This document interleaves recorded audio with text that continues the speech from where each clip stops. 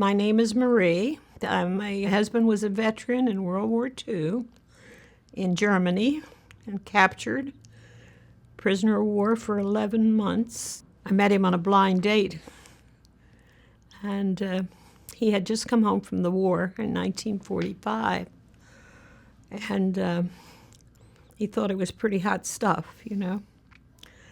And a friend of ours knew that I spoke German because my mother was born in Germany. And he had just been released from the German prison camp. He had a wonderful sense of humor. And I was amazed that he could have that after seeing what he had been through or hearing what he had been through. So one thing led to another. And 2 years later, we were married. He didn't like to talk about his experiences because some of them were rather graphic. And we tried to keep it light. It was after we were married that some of these issues came forth. But I had noticed several times, that he was rather nervous and fidgety. At night, he would have nightmares. But I could tell at that time he was facing some enemy or having some flashbacks. He didn't talk to me too much about it, but other fellow veterans he did. And we have always been connected to some kind of military. Right now we're in a breakfast club. They have different topics that they speak about. And sometimes they flash these pictures of when they were young on the screen.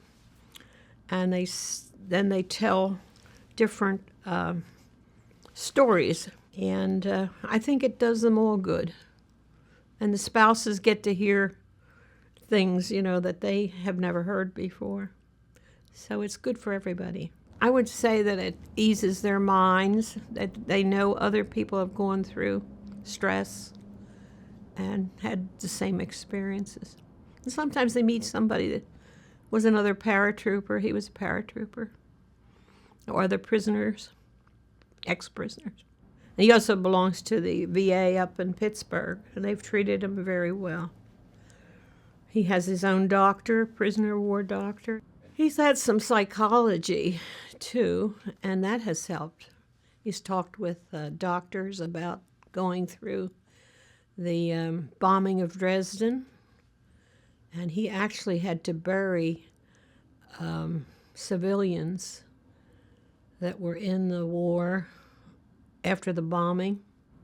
As a spouse of a 63-year marriage, I would say have lots of patience and try to keep a sense of humor and let them speak what's on their mind. Ask them if, they'd like to talk to you about it. Sometimes they say no, and sometimes they say yes. But I think patience helps.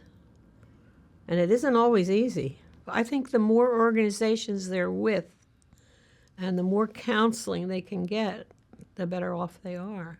It's just a relief to talk about it. And they don't always do it with the wife or with the children. I do think everything helps if you participate a little bit. Try it anyway.